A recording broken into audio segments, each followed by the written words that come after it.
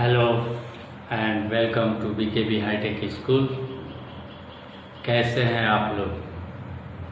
बहुत बढ़िया होंगे, मुझे उम्मीद भी है और बहुत बढ़िया तरह से आप लोग तैयारी भी कर रहे होंगे। आज मैं आपके प्राणी जगत में तीसरे दिन आपका पुनः स्वागत करता हूं। आज मैं हाजिर हूं लेकर अगला सन पॉरीफेरा के बाद जिसको हम लोग कहते हैं सिलेंटरेटा या इसी को हम लोग नाइडेरिया के नाम से जानते हैं। इनके बारे में विस्तृत रूप से जानकारी प्राप्त करने के पहले हम लोग इनके नाम पर भी जाएंगे कि आखिर इनका नाम सिलेंटरेटा या नाइडेरिया क्यों पड़ा। तो देखिए, सबसे पहले मैं बताना चाहूंगा कि सिलेंटरेटा इसको क्यों कहते हैं। सिलेंटरेटा ग्रीक वर्ड से बना हुआ है, KOILOS। इसको सिलोज बोला जाता है ग्रीक भाषा में, के से नहीं स से उच्चारण किया जाता है, सिलोज। और ये है इंटेरॉन, सिलो इंटेरॉन से ही बना सिलेंटरेटा। अब सिलोन का मतलब क्या होता है? सिलोन का मतलब होता है हॉलो। हॉलो समझ रहे हैं? मतलब खाली रिक्त स्थान है ना। पाइप हॉलो होता है, अंदर कुछ नहीं होता है तो हॉलो पाइप। अब भर दीजिएगा तो हॉलो नहीं कहलाएगा। और इंटेरॉन का मतलब होता है इंटेस्टाइन। नाम से तो समझ गए होंगे, ऐसे जीव जिनके अंदर जो नाल, आहार नाल है, जो भोजन की नली है, वह बिल्कुल हॉलो होगा, एक ही होगा सिर्फ। उसमें पूरा डाइजेस्टिव सिस्टम नहीं पाया जाएगा। Liver, pancreas, small intestine, large intestine, food pipe, mouth नहीं, सिर्फ हॉलो इंटेस्टाइन अगर जिसके अंदर होगा उसको हम लोग सिलेंटरेटा में रखेंगे। अब प्रश्न पूछेंगे कि नाइडेरिया नाम क्यों पड़ा? नाइडर शब्द का मतलब होता है दंश मारने वाला। दंश कोशिकाएं इसके अंदर होती हैं। दंश मारना समझते हैं, डंक मारना अपने भाषा में समझते हैं। तो अपने भाषा का डंक मारना ही समझ लीजिए। इसके पूरे बॉडी पर का साथ साथ मैं कह रहा हूं कि छोटे छोटे दंश कोशिकाएं होती हैं। और ये माथे के ऊपर मैं कहूँ कि एंटीना होता है, चीज़ों को समझने के लिए, बुझने के लिए कि कौन कितनी दूर है, स्पर्श करके एंटीना से ये समझते हैं। उन पर भी दंश कोशिकाएं होती हैं, जिसके कारण इनका नाम नाइडेरिया पड़ा। अब मैं बात करता हूं कि सिलेंटरेटा के अंतर्गत देखिए, स्पीशीज की अगर बात करूं तो 9500 स्पीशीज, इनकी प्रजातियां 9500 तक अभी के ज्ञात जानकारी के अनुसार पाई जाती है इस पृथ्वी पर। मैरीन लिथाउन अधिकांश इसके जो सदस्य हैं इस संघ के, वो अधिकांश समुद्र में यानी खड़े पानी में रहते हैं। बहुत कम ऐसे मिलेंगे जो मीठे जल में अर्थात नदी में, महानदी में पाए जाते हैं। समुद्र में बहुत ज़्यादा पाए जाते हैं।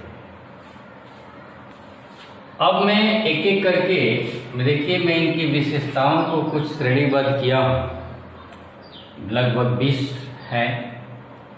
सबसे नंबर 1 पर मैं अगर बात करूँ तो देखिए, इनकी अधिकांश प्रजातियां जो होती हैं ये समुद्री होती हैं,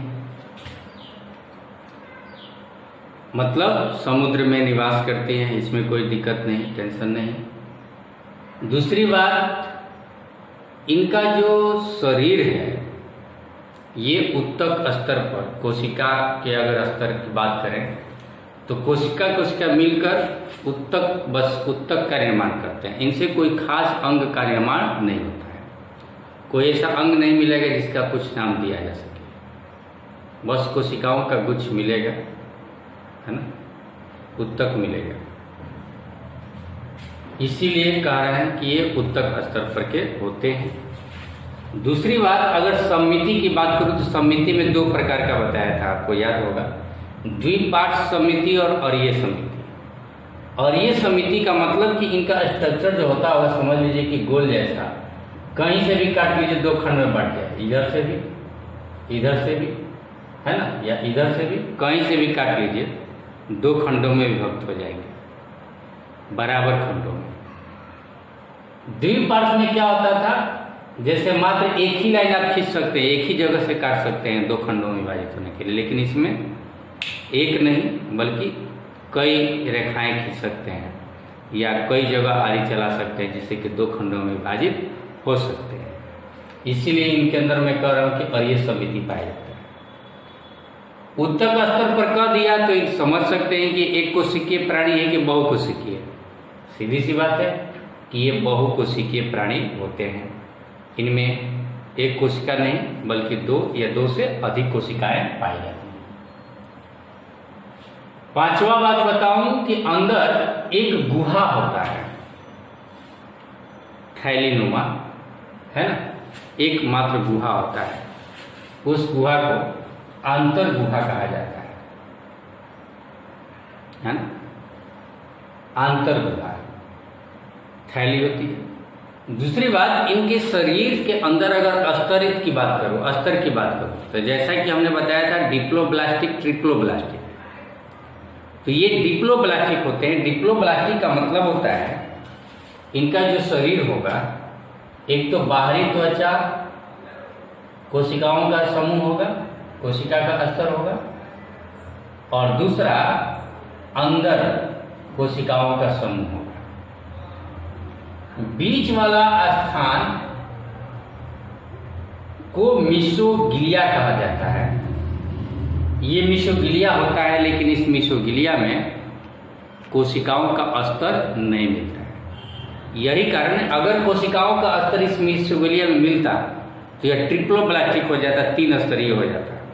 लेकिन इनका शरीर मात्र और मात्र द्विस्तरीय होता है, यानी एक्टोडर्म पाया जाता है बाह्य त्वचा, और एक आंतरिक त्वचा यानी अंतस्थ त्वचा यानी इंडोडर्म पाया जाता है। एक्टोडर्म और इंडोडर्म।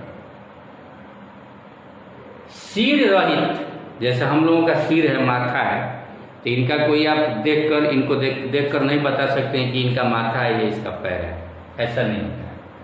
सिर नहीं हो सकता। गुद्दा रहित मतलब अपचित भोजन को बाहर निकालने के लिए गुद्दा नहीं या मल द्वार नहीं होता है। एक ही स्थान होगा जिसको हम लोग मुख पर नहीं लिखा हूँ, नहीं दिया हूँ। इनके जो ऊपर लगेगा, ऊपरी हिस्सा जो होता है, जिसको हम मुख कह सकते हैं लेकिन सिर होता नहीं है, मुख द्वार होता है जहाँ से वो भोजन को अंतर्ग्रहण करते हैं। और अंतर्ग्रहण करने के लिए पाचन गुहा होता है, जो भोजन वो ग्रहण करेंगे उस भोजन को पचाने के लिए इनके अंदर एक गुहा होता है, वो भी थैलीनुमा होता है। इसको आप जठर संवहनी गुहा कह सकते हैं, एक पैसेज है ना, जठर संवहनी गुहा कह सकते हैं, पाचन गुहा भी कह सकते हैं, जो थैलीनुमा होता है, मैंने लिखा है। अगला चीज बताऊं, इसमें तो देखिए संस्पर्शक क्या होता है? हम एंटीना कहते हैं, मतलब बाल के जैसे छोटे छोटे, या मच्छर का सुर तो नहीं कर सकते हैं, लेकिन उसका एंटीना होता है दो को। तिलचट्टा का आपने देखा होगा संस्पर्श, जिसको वो चारों तरफ घुमाता है और चीज़ों को स्पर्श करता है और स्पर्श करके समझता है कि कौन मेरे फेवरेबल है, कौन मेरे फेवरेबल नहीं है, किसको हम ले सकते हैं, किसको नहीं ले सकते हैं, है ना। वो एंटीना तिलचट्टा पर आपने देखा होगा। तो उसी तरह के इनके शरीर के ऊपर भी तिलचट्टा की तरह एंटीना होते हैं, समझ लीजिए, बाल के जैसी संरचना जो खड़े करे उसको संस्पर्शक करते हैं। उसको इंग्लिश में टेंटिकल्स कहा जाता है, यही याद रखिएगा। दूसरी बात अगर बताऊं कि दंश कोशिकाएं उनके पूरे शरीर पर, जैसा कि मैंने बताया कि नाइडेरिया इसीलिए कहा जाता है क्योंकि इनके पूरे शरीर पर कुछ ऐसी खास प्रकार की कोशिकाएं होती हैं जो दंश मारने का कार्य करती हैं। अब समस्या आती है कि आपके मन में क्या कि ये दंश किस लिए मारेंगे, क्या काम है, दंश मारने का क्या कार्य है? तो सबसे पहले तो संस्पर्शक का काम है शिकार को पहचानना। दंश और संस्पर्शक में भी दंश कोशिकाएं होती है, याद रखिएगा। जब शिकार को पहचानेंगे और उसको टच करेंगे तो टच करने के बाद शिकार को पकड़ लेंगे।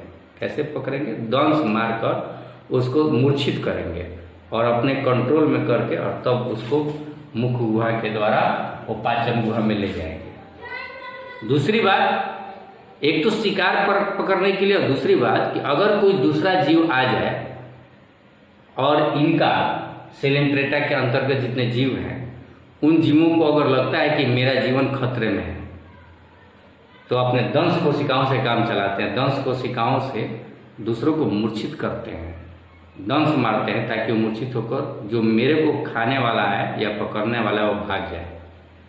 तो अपनी रक्षा भी होती है और शिकार भी पकड़ते हैं। दो काम हुआ, और एक और काम है, तीसरा काम भी है। इन दंश कोशिकाओं संस्पर्शक से खास बात होती है, जैसे बताऊंगा, जैसे मैं यहाँ पर चित्र बनाया हूँ आपको इसका हाइड्रा का। ये क्या करते हैं, उनके द्वारा किसी स्थान से चिपक कर ये पकड़, मतलब एक जगह स्थिर रहते हैं, स्थावत रहते हैं। तो स्थिर रहने का कार्य भी संस्पर्शक के द्वारा होता है। तो ये तीन काम हो गए, है ना। तीनों फॉर्म में यह नहीं होता है, याद रखिएगा। ये दंश कोशिकाएं टिनोफोर भी इसी का सदस्य, उसमें ये दंश कोशिकाएं नहीं होती हैं। इसी दंश कोशिकाओं को नाइडोब्लास्ट भी कहा जाता है, याद रखिएगा। इंग्लिश में नाइडोब्लास्ट भी कहा जाता है। अगली बात अगर इनके बारे में आपको बताऊं तो परिसंचरण तंत्र, उत्सर्जन तंत्र या श्वसन तंत्र, ये तीन तंत्र नहीं होते हैं। और सीधी सी बात है, पाचन तंत्र होगा, और वो भी पाचन तंत्र तो तब कहेंगे जब इनके अंदर अंग होता है, बहुत सारे अंगों का समूह होता है, लेकिन अंगों का समूह भी नहीं होता है, सिर्फ पाचन होता है। इसलिए हमने इसमें पाचन का नाम नहीं लिया है। परिसंचरण यानी ब्लड का सर्कुलेशन नहीं होता है। उत्सर्जन यानी अपचित भोजन को, मतलब उत्सर्जन तंत्र नहीं होगा। अपचित भोजन के लिए मैं भी बताया कि गुदा द्वार नहीं होता है, जिसके द्वारा वो शरीर से बाहर निकाल सके, मुख से ही अपचित भोजन जो थोड़ा बहुत होगा बाहर निकालेंगे। और श्वसन तंत्र जैसे इसमें फेफड़ा नहीं होगा, नाक नहीं होगा, इस प्रकार का तंत्र जो हम लोगों में होता है, इस प्रकार का कोई तंत्र जो है इनके अंतर्गत नहीं होता है ना। ये हो गई बात। अब सेलेंट्रेटा के बारे में अगर आगे जानकारी दूं तो तंत्रिका जाल मिलता है, तंत्रिका तंत्र नहीं। तंत्रिका तंत्र तो ब्रेन वगैरह सब होता है ना, लेकिन इसमें ब्रेन नहीं होता है। तंत्रिका कोशिकाएं एक दूसरे से मिलकर, और जैसे हम लोगों के शरीर में भी जाल बना हुआ है बाहरी आवेगों को ग्रहण करने के लिए, उसी प्रकार इनके शरीर के अंदर भी तंत्रिका जाल बना हुआ है। लेकिन तंत्रिका ऊतक इनमें उस प्रकार का नहीं पाया जाता है, यानी अंग नहीं पाया जाएगा, ब्रेन वगैरह नहीं पाया जाता है। अगली बात की बात करूं तो नेत्र बिंदु की बात करूं, जिसको हम लोग स्टेटोसिस्ट कहते हैं। नेत्र बिंदु, जैसे हम लोगों का नेत्र जो है वो विकसित नेत्र कहा जाता है। नेत्र चारों तरफ से इसमें लेंस पाया जाता है, रेटिना होता है, इसमें है ना कचाव द्रव इत्यादि होता है। ये पलक है जो बाहरी चीज़ों से रक्षा करती है ना। ये सब चीज़ें भावें वगैरह, इनमें ऐसा कुछ नहीं होता है। बिंदु के रूप में एक छोटा सा लेंस लगा, बहुत छोटा बिंदु के समान होता है, जो वो हल्के फुल्के चीज़ों को देख सकते हैं। बहुत हल्का फुल्का, थोड़ा सा रोशनी को महसूस कर सकते हैं, बस और कुछ नहीं। किसी चीज़ को क्लियर वो देख नहीं सकते हैं, रेटिना वगैरह पूरी तरह से डेवलप नहीं होता है ना। लाइट ग्रहण करने के लिए इनके अंदर नेत्र बिंदु होता है, जिसको हम लोग स्टेटोसिस्ट कहते हैं। इनके अंदर हम कुछ अस्थि की बात करेंगे। जैसे हम लोगों के शरीर में हड्डी होता है ना, तो इनके शरीर में कोई खास मतलब हड्डी नहीं होता है, लेकिन हल्का हड्डी जैसा चूना, जैसे चूना होता है ना, चूना जब जम जाता है तो कैसा होता है, उतना हार्ड तो नहीं होता है हड्डी हम लोगों जैसा, है ना।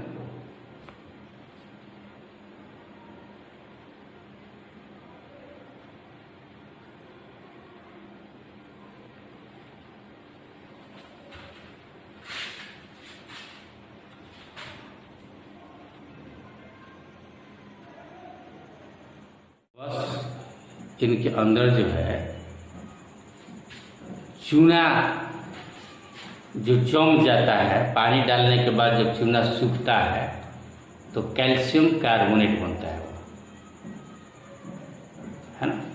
तो पहले तो कैल्शियम ऑक्साइड होता है, कैल्शियम ऑक्साइड को जब जल में डालते हैं तो कैल्शियम हाइड्रोक्साइड बनता है, और कैल्शियम हाइड्रोक्साइड जब बन जाता है तो हम सांस छोड़ते हैं कार्बन डाइऑक्साइड, कार्बन डाइऑक्साइड के साथ उसमें से फिर है ना जब रिएक्शन होता है तो बनता है कैल्शियम कार्बोनेट, जिसे संगमरमर भी कहते हैं हम लोग।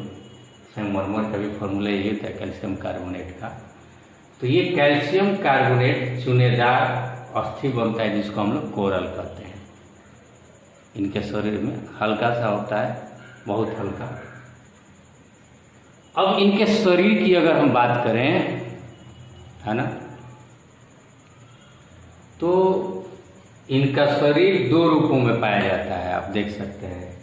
एक को हम लोग पॉलिप कहते हैं, दूसरे को मेडुसा कहते हैं। पॉलिप में क्या होता है, ये एक जगह चिपक कर रखते हैं और बेलनाकार इनका स्ट्रक्चर होता है, बेलन के समान। जैसे हाइड्रा का आपने देखा होगा गोल खंबा की तरह, बहुत छोटे होते हैं, गोल खंबा की तरह इनका स्ट्रक्चर होता है, ऊपर संस्पर्शक निकले रहते हैं, अस्थाई होते हैं ऐसे बेलना। और मेडुसा कहते हैं बेलना के साथ साथ ऊपर जो है छत्तादार, छत्ते के समान ये ऐसा स्ट्रक्चर होता है। इससे क्या फायदा होता है इनको, ये पानी में इसी तरह तैरते रहते हैं, तैरने का कार्य इनके द्वारा होता है, इसलिए इनको मुक्त प्लावी कहा जाता है। और इसका बहुत अच्छा उदाहरण ऑरेलिया और जेलीफिश है, जो इसी तरह पानी में तैरते रहते हैं, है ना। तो दो रूप में ये पाया जाता है, पॉलिप तथा मेडुसा, ये याद रखिएगा। अब एक और चीज है इनके अंदर, है ना, किस प्रकार का प्रजनन होता है। तो प्रजनन इसमें लैंगिक भी होता है और अलैंगिक भी होता है। एसेक्सुअल रिप्रोडक्शन में, इसमें अगर एसेक्सुअल रिप्रोडक्शन की बात करूँ तो नहीं लिखा हूँ, मुकुलर, जिसको हम लोग बर्डिंग कहते हैं। जैसे हाइड्रा में हमने पढ़ा है 10th क्लास में भी, छोटा सा कली निकलता है, और कली जो है धीरे धीरे वह कली ही, छोटा सा रूप ही पूरा हाइड्रा का जब रूप धारण कर लेता है तो वह अपने मूल जो है उससे अलग हो जाता है, और अलग होकर अपना नई जीवन जीना प्रारंभ करता है, फिर से बड़ा हाइड्रा बन जाता है ना। इस प्रक्रिया के द्वारा भी इसमें होता है, और ये काम करते हैं पॉलिप। जैसे हाइड्रा है। और इसमें ध्यान रखिएगा कि दोनों रूप भी कभी कभी पाए जाते हैं किसी किसी में। पॉलिप बॉडिंग के द्वारा, कॉली के द्वारा और सेक्सुअल रिप्रोडक्शन के द्वारा मेडुसा का निर्माण करता है, इस प्रकार का स्ट्रक्चर बना देता है। और ये मेडुसा सेक्सुअल रिप्रोडक्शन करेंगे, दो प्रकार के कोशिका बनाएंगे और दूसरे को मिलाकर जाइगोट का निर्माण करेंगे, फिर से एक नया जीव तैयार करेंगे। लेकिन जब सेक्सुअल रिप्रोडक्शन जब होगा, लैंगिक जनन जब होगा, तो पॉलिप का निर्माण होगा। याद रखिए कभी कभी तो पॉलिप बनाते हैं असेक्सुअल, जिससे मेडुसा बनता है, और मेडुसा से फिर सेक्सुअल रिप्रोडक्शन यानी लैंगिक जनन होता है, तो पॉलिप का निर्माण होता है। अब इनकी हम बात करें कुछ उदाहरण की, तो कुछ उदाहरण देखिए मैं लिखा हूं। फाइसेलिया समुद्री हैं, और फाइसेलिया को पुर्तगाली युद्ध मानव कहा जाता